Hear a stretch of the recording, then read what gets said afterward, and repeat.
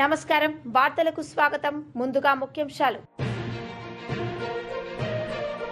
మాజీ మంత్రి KGR media సమావేశం పలు అంశాలపై వివరణ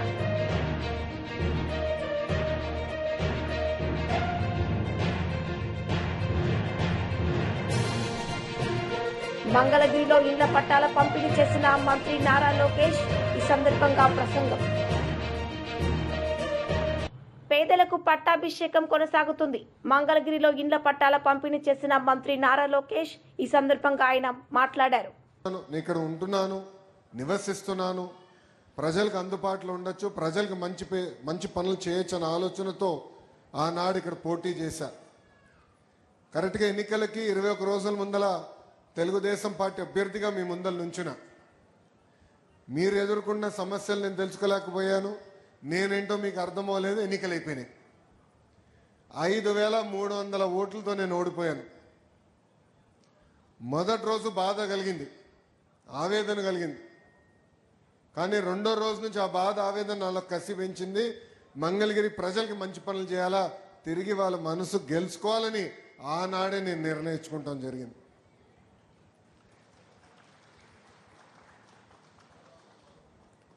ఒక్కసారి ఆలోచించండి. 2019 నుంచి 24 వరకు తెలుగుదేశం పార్టీ ప్రతిపక్షంలో ఉన్న మీ ఆరోగ్యం కోసం ఎన్టీఆర్ సంజీవిని అని తీసుకొచ్చాం. తాడేపల్లిలో ఒక క్లినిక్, మంగళగిరిలో క్లినిక్, దుగ్గిరాలకు ఒక బస్సు పెట్టి ఈ రోజు కూడా ఆ కార్యక్రమం చేపడుతున్నాం. ఈ రోజు కూడా సొంత నిధులతో మందులు ఉచితంగా మేము అందజేస్తున్నాం. ఊర్లో పెళ్లి జరిగితే పెళ్లి కానుకిస్తున్నాం. మహిళలు సొంత కాళ్ళపై నిలబడాలని కుట్టు నేర్పిస్తమే కాకుండా కుట్టు మెషినే ఉచితంగా ఇస్తాం కాకుండా వాళ్ళకి ఈరోజు పని కూడా మేము కల్పిస్తున్నాం. ఆనాడు గత ప్రభుత్వం నీరు సరిగా అందించలేకపోతే వాటర్ ట్యాంకర్లు పెట్టి ఉచితంగా నీరు తోలాం. మన పిల్లలు క్రికెట్ ఆడాలని కోరుకుంటే ఐపీఎల్ తరహా కాకపోయినా వాళ్ళతో పోటీ పడే విధంగా మంగళగిరి ప్రీమియర్ లీగ్ తీసుకొచ్చి పిల్లలకి అది కూడా ఏర్పాటు చేస్తాం. కోవిడ్ వస్తే ఆక్సిజన్ ఇబ్బంది ఉందంటే ఆక్సిజన్ సిలిండర్లు పంపించాం, మందులు అందించాం. అమెరికా డాక్టర్ల ద్వారా టెలిమెడిసిన్ చేశాం.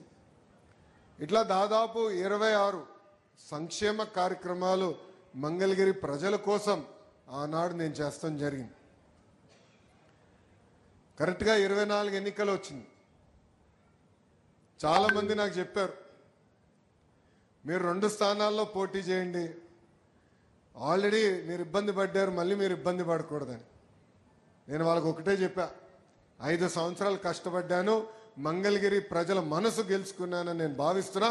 ఒకే స్థానంలో పోటీ చేస్తా, అది మంగళగిరిలో నేను పోటీ చేస్తా అని చెప్పా. ప్రచారంలో మీ దగ్గరికి వచ్చా. నేను ఆనాడు మీకు కొన్ని విషయాలు చెప్పా. ఏ మెజారిటీ అయితే నేను ఓడిపోయానో దాని పక్కన ఒక 0 పెట్టి నన్ను గెలిపించమని ఆనాడు నేను మిమ్మల్ని కోరా. మీరు నాకు ఎంత ఎక్కువ మెజారిటీ ఇస్తే అంత బలం వస్తుంది, పనిచేసేందుకు అవకాశం ఉంటుంది అని ఆనాడు కోరా. సర్వేలు చూసాం, అన్ని పార్టీలు సర్వేలు చేస్తాయి, మేము చేసాం. కుప్పం కన్నా వెనుకబడి ఉన్నాం 1%. కానీ ఆ రోజు మీరు చూపించిన ప్రేమ అభిమానం నేను చూసి నేను బాబు గారికి ఛాలెంజ్ చేశా, మీకన్నా 1 ఓటు మెజారిటీ ఎక్కువ నాకు వస్తుంది సార్ అని. అప్పుడు బాబు గారు అన్నారు, కుర్రోలు స్పీడ్ ఎక్కువ మీకు అని. కానీ ఈరోజు నేను గర్వంగా ఇక్కడ నుంచి చెప్తున్నా, మంగళగిరి ప్రజలు ఎవ్వరు ఉంచిన విధంగా 91,000 మెజారిటీ నన్ను గెలిపించి శాసనసభకు పంపించారు.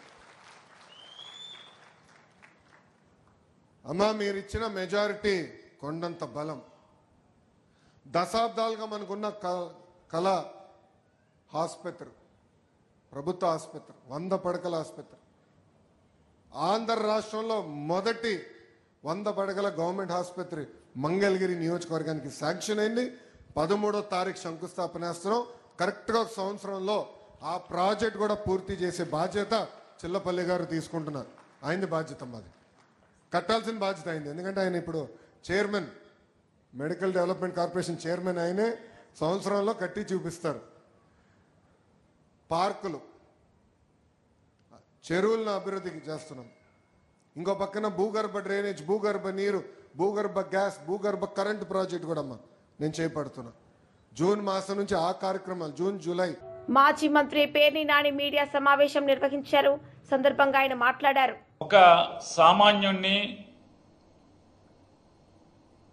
చిన్న వ్యవసాయం చేసుకుని బతుకుతున్నటువంటి ఆయన్ని హతమారిస్తే అంటే 20 మంది ఇంటి మీద పడి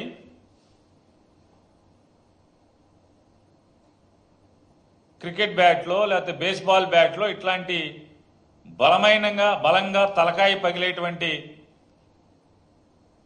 ఆయుధాలని వెంపడ తీసుకెళ్ళి అంటే ఇంటి మీద పడతాం అంటే అనుకోకుండా గొడవ జరిగి కొట్లాట్లో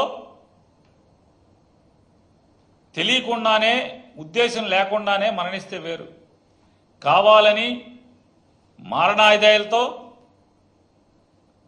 ఇంటి మీద పడి తండ్రి కొడుకుల్ని ఇద్దరిని చంపే ప్రయత్నం చేస్తే తండ్రి చనిపోతే కనీసం కేసు కూడా సక్రమంగా కట్టని దిక్కుమాలిన ప్రభుత్వం ఇవాళ చంద్రబాబు నాయుడు గారు నడుపుతున్నటువంటి ప్రభుత్వం. ఇంత పాపాలు ఘోరాలు చేస్తా వాళ్ళకి ధైర్యం చెప్పడానికి వెళ్ళినటువంటి జగన్మోహన్ రెడ్డి గారి పర్యటన మీద ఎంత దరిద్రపు కొట్టు నాటకాలు. పర్మిషన్ లేదంటారు, హెలిప్యాడ్ అక్కడ దిగటానికి వీల్లేదంటారు, హెలికాప్టర్ దిగకూడదంటారు, ఒక కారులో వెళ్ళాలంటారు.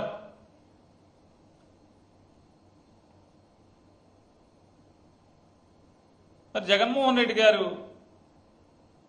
నిజంగా విలువలు రాజకీయాల్లో ఆయన ఎప్పుడు ఒకటే చెప్తాడు, ప్రజలు మనకు ఓటేసి అధికారం మనకి ఇవ్వాలి కానీ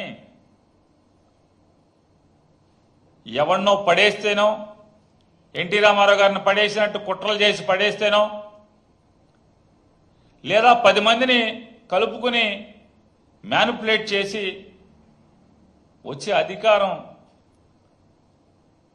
అది ప్రజలిచ్చిన అధికారం కాదు, అశాశ్వతమైనది,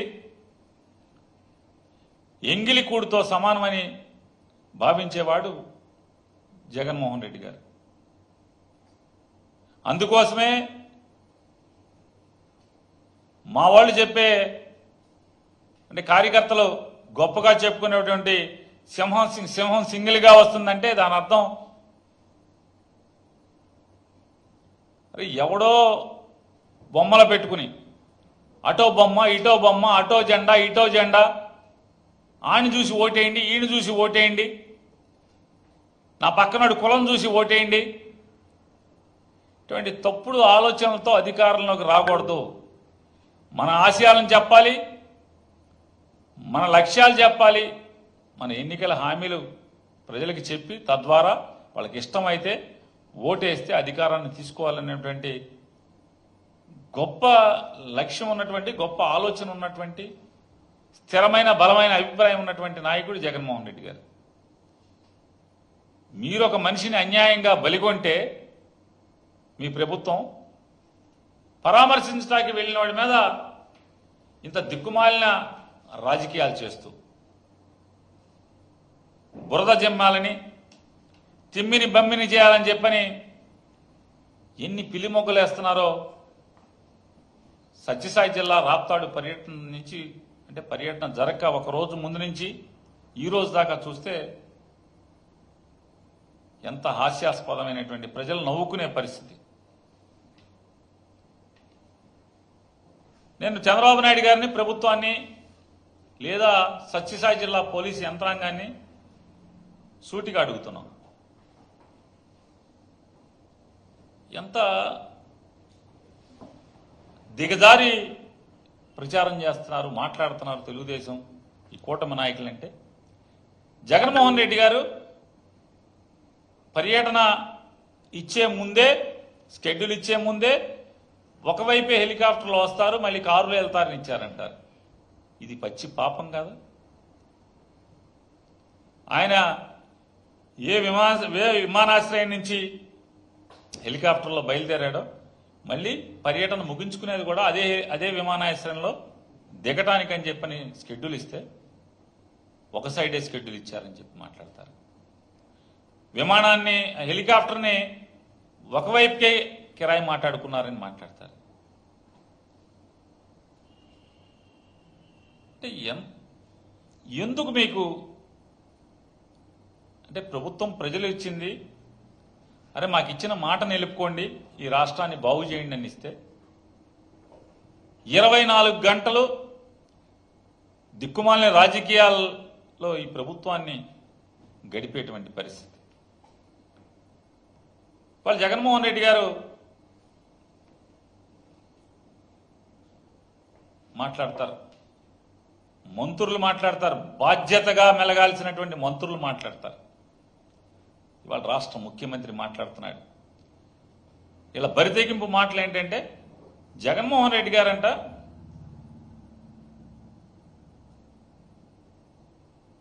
హెలికాప్టర్ మీదకి మేమే వైఎస్ఆర్ కాంగ్రెస్ పార్టీ వాళ్ళని జలాన్ని తోలేమంట,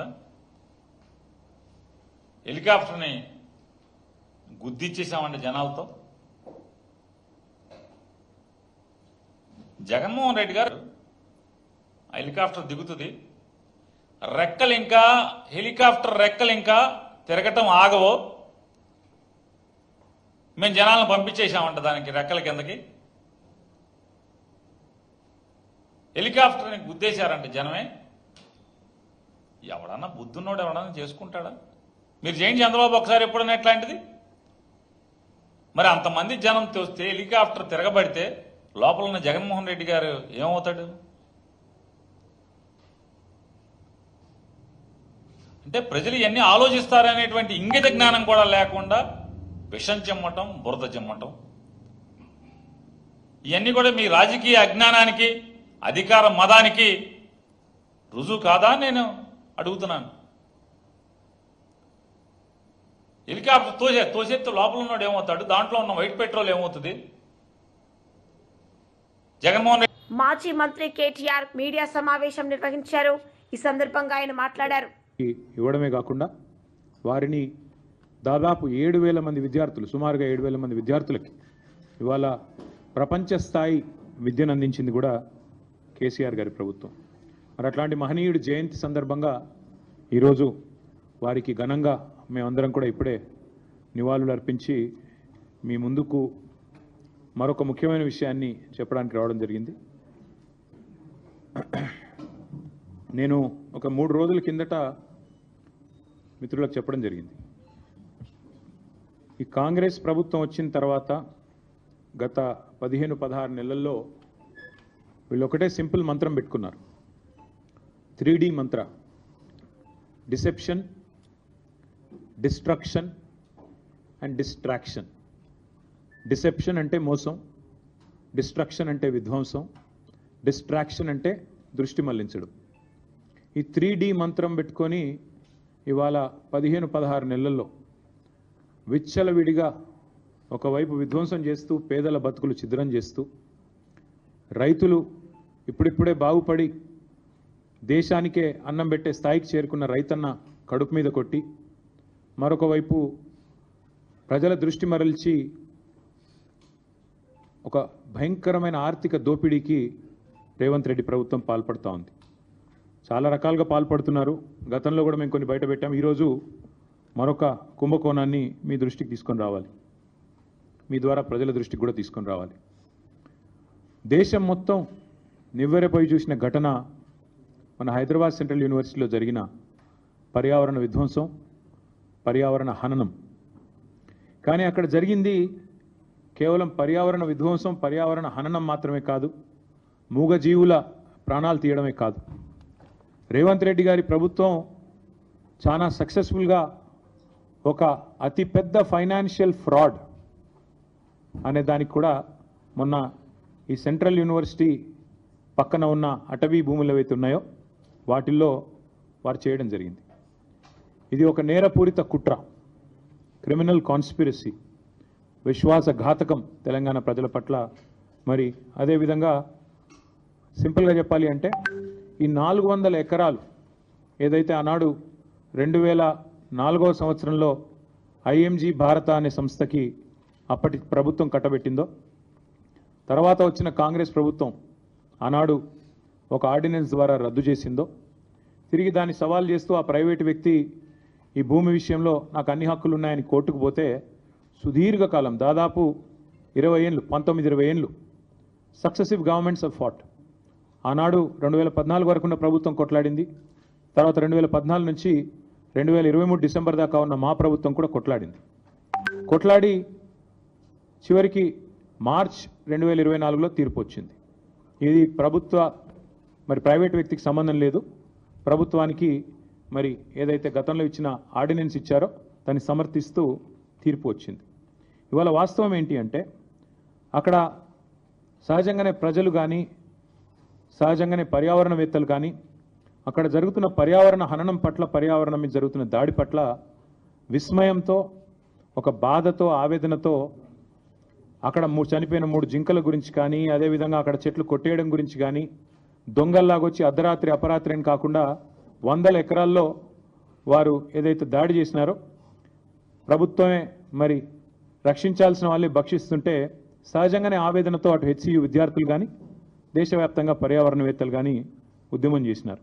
కానీ దీని వెనకాల అసలు రేవంత్ రెడ్డి గారు ఇంత హడావుడి, ఇంత హంగామా ఎందుకు చేస్తున్నారు అని మేము ఆరాధిస్తే దీని వెనకాల దాదాపు 10,000 కోట్లను దోచే ఒక భారీ స్కామ్కు వారు తెరదీసినట్టుగా మాకు సమాచారం అందింది. జరిగింది ఏమంటే నిన్న హరీష్ రావు గారు మీకు చాలా వివరంగా ప్రెస్ మీట్లో కొన్ని విషయాలు చెప్పారు. ఎట్లా ఈ ప్రభుత్వం సుప్రీంకోర్టు గైడ్లైన్స్ని తుంగలో దొక్కుతోంది, సుప్రీంకోర్టు తీర్పులను బేఖాతరు చేస్తోంది, ఎట్లా వాల్టా చట్టాన్ని ఉల్లంఘించింది, ఎట్లా ఫారెస్ట్ యాక్ట్ని కూడా, ఎట్లా ఫారెస్ట్ కన్జర్వేషన్ యాక్ట్ని కూడా ఎట్లా ఉల్లంఘించింది, ఇవన్నీ విషయాలు కూడా నిన్న వారు చాలా వివరంగా చెప్పారు. నేను వాటి జోలికి పోను. కానీ నేను చెప్పేది ఒక సరికొత్త ఆర్థిక నేరానికి ఏదైతే రేవంత్ రెడ్డి ప్రభుత్వం తెరలేపిందో, ఒక గోల్మాల్ ఏదైతే చేస్తూ ఉందో దాని విషయాల్లో నేను మీకు కొన్ని విషయాలు చెప్పాలనుకుంటా ఉన్నాను. ఎక్కడ స్టార్ట్ అయింది అసలు ఈ కుంభకోణం అంతా కూడా? అసలు ఇందాక నేను చెప్పినట్టు ఈ భూమి ఏదైతే ఉన్నదో, ఈ 400 ఎకరాల అడవి భూమి అనే మాట నేను చాలా స్పష్టంగా, అటవీ భూమి అనే మాట పూర్తిగా ఉన్న అవగాహనతో మాట్లాడుతున్నా. అది కూడా చాలా స్పష్టంగా సుప్రీంకోర్టు తీర్పుల ఆధారంగా మాట్లాడుతూ ఉన్నాను. ఎందుకంటే నిన్న హరీష్ రావు గారు మీకు చెప్పారు, మీరు చూశారు. సుప్రీంకోర్టు 1996లోనే, అంటే దాదాపు 30 ఏళ్ల కిందటనే స్పష్టమైన తీర్పు ఇచ్చింది. అడవి అని ప్రత్యేకంగా రిజర్వ్ ఫారెస్ట్ అని డిక్లేర్ చేయకపోయినా అడవులకు ఉండాల్సిన లక్షణాలు ఉంటే, 0.4 క్యానపీ ఉంటే ఖచ్చితంగా అది ప్రైవేట్ ల్యాండ్ అయినా, ఓనర్షిప్ ఎవరిదైనా ఖచ్చితంగా దాన్ని అటవీ భూమిగానే గుర్తించాలి అని సుప్రీంకోర్టు తీర్పు ఇవ్వడమే కాకుండా సుప్రీంకోర్టు రాష్ట్ర ప్రభుత్వాలకు ఆదేశం కూడా ఇచ్చింది. ఏమని? మీ దగ్గర సుప్రీంకోర్టు తీర్పుకు అనుకూలంగా ఓనర్షిప్ ఎవరిదున్నా అట్లాంటి భూములు ఎక్కడెక్కడ ఉన్నాయి లెక్క తీయండి, దాన్ని రిజర్వ్ ఫారెస్ట్గా ఆల్రెడీ డిక్లేర్ చేసి ఉన్నా చేయకపోయినా ఆ లిస్టు మాకు పంపించండి అంటే ఇక్కడ కూడా మన తెలంగాణ ప్రభుత్వం కూడా, రేవంత్ రెడ్డి ప్రభుత్వం కూడా సుప్రీంకోర్టు ఆదేశాలకు అనుగుణంగా ఒక కమిటీని కూడా ఏర్పాటు చేసింది ఆ స్థలాలను గుర్తించడానికి. అందుకే 0.4 క్యానపీ ఉన్న ఈ భూమి ఖచ్చితంగా అటవీ భూమి. మీరు చూస్తారు సుప్రీంకోర్టు ఆల్రెడీ దాన్ని అటవీ భూమిగానే చెప్పింది. మన జస్టిస్ గవాయ్ గారు కూడా చెప్పారు. ఫారెస్ట్ బీజేపీ మహిళా లీడర్ రాణి రుద్రమ మీడియా సమావేశం నిర్వహించారు. సందర్భంగా పలు అంశాలపై ఆమె మాట్లాడారు. మండల స్థాయి వరకు కమిటీలను ఏర్పాటు చేసి భారతరత్న డాక్టర్ బాబాసాహెబ్ అంబేద్కర్ గారి జయంతి ఉత్సవాలను నిర్వహించాలని జాతీయ పార్టీ తీసుకున్నటువంటి నిర్ణయానుసారంగా రాష్ట్ర అధ్యక్షులు కిషన్ రెడ్డి గారి సూచన మేరకు తెలంగాణ రాష్ట్రంలో కూడా ఒక కమిటీని ఏర్పాటు చేయడమైంది రాష్ట్ర పార్టీ. దానికి దుగ్గ్యాల ప్రదీప్ కుమార్ గారు కన్వీనర్గా, నేను రాణి రుద్రమ రాష్ట్ర అధికార ప్రతినిధి, అలాగే శ్రీ కొప్పు భాషా గారు ఎస్సీ మోర్చా మాజీ రాష్ట్ర అధ్యక్షులు, శ్రీ తాడూరు శ్రీనివాస్ గారు బీజేపీ రాష్ట్ర కార్యవర్గ సభ్యులు, శ్రీ చీకోటి ప్రవీణ్ గారు బీజేపీ నాయకులు ఈ కమిటీ సభ్యులుగా ఉండటం జరిగింది. అయితే ఈరోజు ప్రెస్ కాన్ఫరెన్స్లో కూడా మా కమిటీ మొత్తం ఈ ప్రెస్ కాన్ఫరెన్స్ నిర్వహించడానికి గల ఉద్దేశము, దీనికి సంబంధించినటువంటి వివరాలు కూడా, ఈ కార్యక్రమాన్ని రాబోయే 12 రోజుల పాటు తెలంగాణ రాష్ట్రంలో ఏ విధంగా నిర్వహించబోతున్నామనేటువంటిది వివరాలను మీకు తెలియజేయడం కొరకే నిర్వహించడమైంది. అయితే ముందుగా ఒకసారి మాజీ మంత్రి గంగుల కమలాకర్ మీడియా సమావేశం. ఈ సందర్భంగా ఆయన మాట్లాడారు. కాబట్టి ఏ ఒక్కరు కూడా మాకు రవాణా సౌకర్యం లేకుండా మేము రాలేకపోతున్నామని మా క్యాడర్ వరకు బాధపడకూడదని చెప్పేసి అద్భుతంగా ప్రణాళిక తయారు చేస్తున్నాం గత 10 రోజుల నుంచి. దాని కరీంనగర్ జిల్లా నుంచి, ఉమ్మడి జిల్లా నుంచి మోర్ దాన్ 1,50,000 మందికి పైచిలకు తరలిపోతుంది. ఇప్పటివరకు మేము రవాణా సౌకర్యాన్ని కలిగించుకున్నాం. మేము గవర్నమెంట్ రిక్వెస్ట్ చేసాం, ఆర్టీసీ యాజమాన్యం రిక్వెస్ట్ చేసాం. మా కరీంనగర్ జిల్లాకు 400 బస్సులు ఇప్పటికే కేటాయించడం జరిగింది ఆర్టీసీ. దానికి ఆల్రెడీ జనరల్ కూడా డబ్బులు కట్టాము. మేము కూడా ప్రతి కాన్స్టిట్యున్సీలో కూడా మేము మీటింగ్ పెట్టుకున్నాం. వాట్ ఈజ్ అవర్ డిమాండ్ ఎంత ఉన్నదంటే బస్సులు సరిపోయే పరిస్థితి లేదు. అందుకే ఈరోజు మా బీఆర్ఎస్ పార్టీ మళ్ళీ ఆర్టీసీ రిక్వెస్ట్ చేస్తాం. 400 బస్సులు ఈ జిల్లాకు సరిపోతలేవు అని చెప్పి మరొక 200 అడుగుదామని చెప్పేసి నిన్ననే గౌరవం మా పార్టీ వర్కింగ్ ప్రెసిడెంట్ కేటీఆర్ ఎప్పుడు జరిగింది, ఈరోజు జరుగుతాం. దాంతోపాటు కరీంనగర్ జిల్లాలో ఉన్న ప్రతి స్కూల్ యాజమాన్యం మేము రిక్వెస్ట్ చేశాం. ఇది ఒక పొలిటికల్ పార్టీ. మేము పొలిటికల్ పార్టీ కన్నా ఎక్కువ ఇది తెలంగాణ ప్రజల యొక్క ఆస్తిగా భావించుకున్నాం. కాబట్టి తెలంగాణ రాష్ట్రాన్ని ఏర్పాటు చేసిన పార్టీ నిజంగానే బీఆర్ఎస్ పార్టీ స్థాపించకపోతే, కేసీఆర్ ఉట్టకపోతే బీఆర్ఎస్ పార్టీ స్థాపన జరగకపోవు. బీఆర్ఎస్ పార్టీ స్థాపన జరగకపోతే తెలంగాణ రాష్ట్రం వచ్చేది కాదు. తెలంగాణ రాష్ట్రం రాకపోతే గదే 40-50 సంవత్సరాల దరిద్రాన్ని మళ్ళీ చూసేవాళ్ళు. అందుకే తెలంగాణ రాష్ట్ర ఏర్పాటుకు ముఖ్య కారకమైంది టీఆర్ఎస్ పార్టీ. కాబట్టి ఇది అందరి పండుగ, నాట్ ఓన్లీ టీఆర్ఎస్ పార్టీ అనుకోకుండా అందరి పండుగ, తెలంగాణ ప్రజలే అవుతారు. ఎందుకంటే తెలంగాణ ప్రజలే ఒక ఆయుధంగా మారింది కేసీఆర్ గారు. తెలంగాణ ప్రజలందరూ ఒక ఆయుధం తయారు చేసుకున్న ఆయుధమే కేసీఆర్ గారు తెలంగాణ రాష్ట్రం ఏర్పాటు కోసం. సో అందుకే టోటల్ స్కూల్ యాజమాన్యం వాళ్ళని కూడా రిక్వెస్ట్ చేస్తాం. ఏ పార్టీ వాళ్ళని కానీ వాళ్ళు ఈరోజు మాకు సహకరించమని చెప్తున్నాం. 99% స్కూల్ యాజమాన్యం మొత్తం కూడా సపోర్ట్ చేశారు. వారికి కూడా మేము కృతజ్ఞతలు చెప్తున్నాం. వారు సానుకూలంగా స్పందించారు. ఇంకా కొంతమంది స్కూల్లో కూడా అడుగుతున్నాం. వాళ్ళ గుణంగా రిక్వెస్ట్ చేస్తే ఆ స్కూల్, ఎందుకంటే డబ్బులంటే ఏదో పార్టీ నుంచి తీసుకొచ్చుకొని బస్సులు ఇక్కడ ఇమ్మీడియట్గా బస్సు రవాణా సౌకర్యం దొరకలేదు కదా. సో ఆర్టీసీ బస్సులతో పాటు ప్రతి కాన్స్టిట్యున్సీకి 100కు తగ్గ ఈ యొక్క స్కూల్ యాజమాన్యం యొక్క బస్సులను అడగడం జరుగుతుంది. ఆ రోజు సండే హాలిడేస్ ఉన్నాయి కాబట్టి రిక్వెస్ట్ చేయడం జరిగింది, ఎవరికి కూడా స్కూల్కి ఇబ్బంది కాకుండా. దాంతోపాటు ప్రైవేట్ బస్సెస్ సర్వీస్ కూడా ఉన్నాయి ఇక్కడ. సో కరీంనగర్ జిల్లాలో నాకు తెలిసి ఒక 60 నుంచి 70 ప్రైవేట్ బస్సెస్ కూడా ఉన్నాయి. అవి కూడా తీసుకోవడం జరిగినాయి. ఇవన్నీ కలిపితే కూడా ఇంకా డిమాండ్ పెరుగుతుంది, సరిపోతలేదు. కాబట్టి ఈరోజు మళ్ళీ మేము ఆర్టీసీని మేము రిక్వెస్ట్ చేస్తాం. కొన్ని మహారాష్ట్రలో బస్సులు తెప్పిస్తున్నాం ఈ పార్టీకి. ఎందుకంటే తెలంగాణ రాష్ట్రంలో అన్ని ప్రాంతాల నుంచి ఈ పండుగకు వస్తున్నారు కాబట్టి మహారాష్ట్రలో నుంచి కూడా కొన్ని వెహికల్ తెప్పించుకోవడం జరుగుతుంది. ఎనీహౌ ఇప్పటి వరకు మేము చొప్పదండి కానీ, కరీంనగర్ కానీ, మానకొండ్రు కానీ, హుస్నాబాద్ కానీ ఇట్లా అన్ని ప్రాంతాలలో మా కాన్స్టిట్యూన్సీ మీటింగ్ ప్రజల నుంచి అభిప్రాయాలు సేకరించడం జరిగింది. సో వాళ్ళ డిమాండ్కు తగ్గట్టు మేము రవాణా సౌకర్య వాటిలలో మేము డెఫినెట్గా సక్సెస్ అవుతాము. ఇక్కడ కూడా ఇబ్బంది కాకుండా ఉంటున్నాం కాబట్టి. సో మేము 1,50,000 తక్కువ ఒక్కరు కూడా పోవాలని నిర్ణయించుకున్నాం. ఎందుకంటే డిమాండ్ అట్లా వచ్చింది కాబట్టి దాన్ని కూడా మేము ఇవాళ రేపట్లో కంప్లీట్ చేసుకుంటాం. తర్వాత రేపు మళ్ళీ ఒక్కసారి, మొన్ననే కేటీ రామారావు గారు రావడం జరిగింది ఉమ్మడి జిల్లా యొక్క మీటింగు తోటి. రేపు 3 గంటలకు మళ్ళీ కేటీఆర్ గారు మీటింగ్ ఉన్నది ఇక్కడ. సో మీకు కూడా ఈరోజు చెప్తున్నాం, ఇక నుంచి మా పార్టీ సమావేశాలు కానీ, ప్రెస్ మీట్లు కానీ, పార్టీ సమావేశాలు కానీ మా ప్రతిమల మా ఇంట్లో జరిగే ఇక నుంచి రేపు నుంచి పార్టీ ఆఫీసులు దొరుకుతాయి. ఇప్పటి నుంచి జిల్లా పార్టీ ఆఫీసు చింతకుంటలో ఇక నుంచి ప్రతి పార్టీ ప్రోగ్రాం అన్ని కూడా ఈ రోజు నుంచి అక్కడే జరుగుతాయి. పొద్దున్నే మా జీవి గారిలో పోయి అక్కడ పూజ ఒకటి చేసిండ్రు. సో అంతా రెడీ అయిపోయింది. మా నగరాధ్యక్షుడు హరిశంకర్ గారు, మా ఏరు రవీందర్ గారు, వీళ్ళందరూ జీవి గారు ఒక 4-5 రోజుల నుండి కష్టపడి అద్భుతంగా తయారు చేసుకున్నాడు. వైసీపీ మహిళా లీడర్ శ్యామల మీడియా సమావేశం నిర్వహించారు. సందర్భంగా ఆమె మాట్లాడారు. ఈ తోడేళ్ల వ్యవస్థని విస్తరించింది ఎవరు? టీడీపీయే కదా. ఈ సోషల్ మీడియా తోడేళ్లని అడ్డు పెట్టుకుని మొత్తం వ్యవస్థని తన అరచేతిలో పెట్టుకోవాలని దుర్మార్గంగా పన్నిన ఒక పన్నాగమే కదా. మరి అలాంటి వారిపై కేసులు ఎందుకు పెట్టరు? మీరు ఎందుకు పెట్టరు?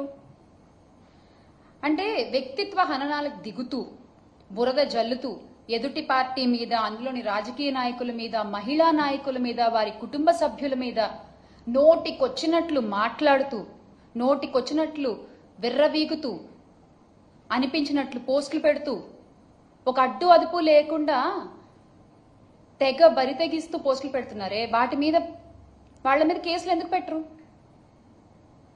మీరు పెట్టరు, ఎందుకంటే వాళ్ళని పెంచి పోషిస్తున్నది మీరే కాబట్టి. పెంచి పోషిస్తున్నది టీడీపీ పార్టీ, జనసేన పార్టీయే కాబట్టి వాళ్ళ మీద ఎలాంటి కేసులు ఉండవు. అంటే మీరే పోస్టులు పెడతారు, మీరే బాధ పెడతారు, ఎవరినో ఒకరిని అరెస్ట్ చేసినట్టుగా చూపించి ఇదిగో మాకు మహిళల పట్ల ఇంత గౌరవం ఉంది, అసలు మహిళల్ని ఎవరు ఒక్క మాట అన్నా అది మా పార్టీ వాళ్ళైనా సరే మేము ఊరుకోము, మేమంత ప్రేమిస్తాం మహిళల్ని అంటూ మళ్ళీ పింకాలు పలుకుతారు. అసలు మీ మోడస్ ఆపరెండియే ఇది. This is how you work, your social media works. అరే మీకు నిజంగా అంత చిత్తశుద్ధి ఉంటే రాష్ట్ర వ్యాప్తంగా ఉన్న వందలాది మంది సోషల్ మీడియా సైకోలపై ఎక్కడా కేసులు పెట్టలేదు ఎందుకు? ఎందుకని మేము అడుగుతున్నాం. రాష్ట్ర వ్యాప్తంగా ఇప్పటి వరకు మీ సోషల్ మీడియా తోడేళ్లు చేసిన అరాచకాలు, దారుణాల మీద కొన్ని వందల కంప్లైంట్లు మేము ఇచ్చాం. దానిలో ఒక్కటన్నా మీరు చదివారా? కనీసం ఒక్కళ్ళన్నా మీరు అరెస్ట్ చేశారా? వాళ్ళని మీరు అరెస్ట్ చేయరు, ఎందుకంటే మిమ్మల్ని జాకీలేసి లేపాల్సింది వాళ్లే కదా, అందుకని వాళ్ళని మీరు అరెస్ట్ చేయరు. నిన్న కూడా ఆ కిరణ్ అనే వ్యక్తిని మీరు ఎప్పుడు అరెస్ట్ చేశారు? మా ఫ్యాన్ గాలి తట్టుకోలేక ఆయన చేసిన తప్పు తెలుసుకుని నన్ను క్షమించండి బాబు అని క్షమాపణ అడిగిన తర్వాత ఇప్పుడు అరెస్ట్ చేయకపోతే బాగోదు కాబట్టి, ఆ మచ్చ మీ పార్టీపై ఉంటుంది కాబట్టి ఇక తప్పదు అన్నట్టు మీరు వాళ్ళని అరెస్ట్ చేశారు. నిజంగా మీకు అంత చిత్తశుద్ధి ఉంటే వందలాది మంది టీడీపీ యాక్టివిస్టులు అరాచక పోస్టులు పెడుతున్నారు కదా, వాళ్ళందరినీ అరెస్ట్ చేయండి. వార్తలు ముగించే ముందు ముఖ్యాంశాలు మరోసారి. మాజీ మంత్రి కేటీఆర్ మీడియా సమావేశం, పలు అంశాలపై వివరణ.